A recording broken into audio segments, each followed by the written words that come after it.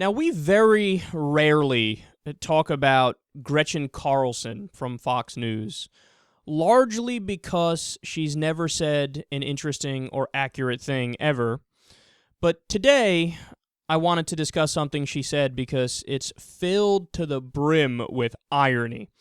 So yesterday, we discussed how Colorado students are protesting because their textbooks have been rewritten with a massive conservative bias. Here's her response to those protests. The last time I checked, we were still living in the United States of America, where we have a national anthem and an American flag. Are they the next things to be controversial and talked about being thrown out?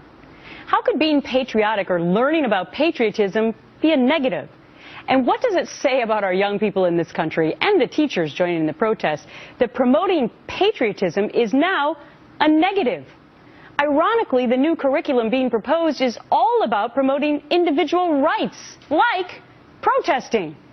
The new curriculum would also teach a free market system, like the one we already have. It would also encourage that there be no disregard for the law. Isn't that why we have laws on the books? Or have we come to the point where breaking the law is now an admirable choice? Don't get me wrong, I'm all for freedom of speech and the ability to gather and state your claim. But quite frankly, if you don't like it here, and you have a problem with promoting the basic freedoms that men and women have died for, protesting for the rest of us and protecting us, then get out. I'm all for freedom of speech, except that I'm against freedom of speech. How do you not catch yourself from sounding like a blithering idiot right there? You can't do that. Who does that? I'm totally in favor of freedom and openness, except that if you disagree with me, leave America. Well, then you don't believe in freedom of speech. You don't believe in openness. You believe in the opposite.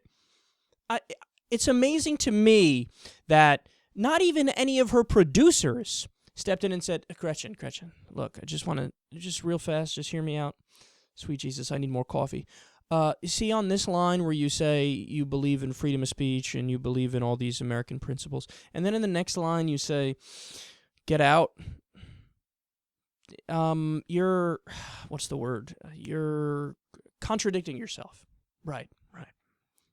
Nobody realized that? And you know how many producers these shows have? It's ridiculous. You know how many people work on one show? Because the hosts, these are news actors. These are not actual news people. Like, for me, for what I do, have political commentary and talking about it for 2 hours a day, like, I need to know my shit and read things in and out because it's just me and I go to work. But them, they're all fucking polished and they just look good and they read from the teleprompter and they have other people working on shit and putting it out there. I can't believe nobody caught her. That's just... And understand how off base she is in what she portrayed the new curriculum as. What happened in the Colorado schools is 3 conservatives got elected to the school board and they totally rewrote history. Okay, they said, let's scrap all the things that are factual and let's just say what we want. So what did they do? Let me just give you one example here. They said, we are going to teach authoritarianism. We're going to teach deference to authority and that you should never break the laws. So why is that so outrageous? And this is what I mean. Gretchen Carlson, was it Carlson or Carlton? Whatever.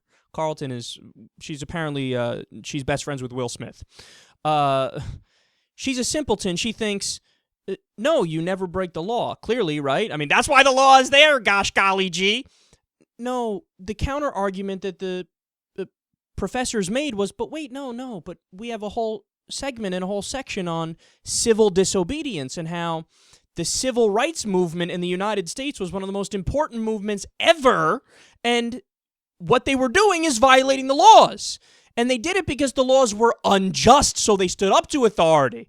Okay? And also, another thing they teach is patriotism at all costs. But wait, why is that silly?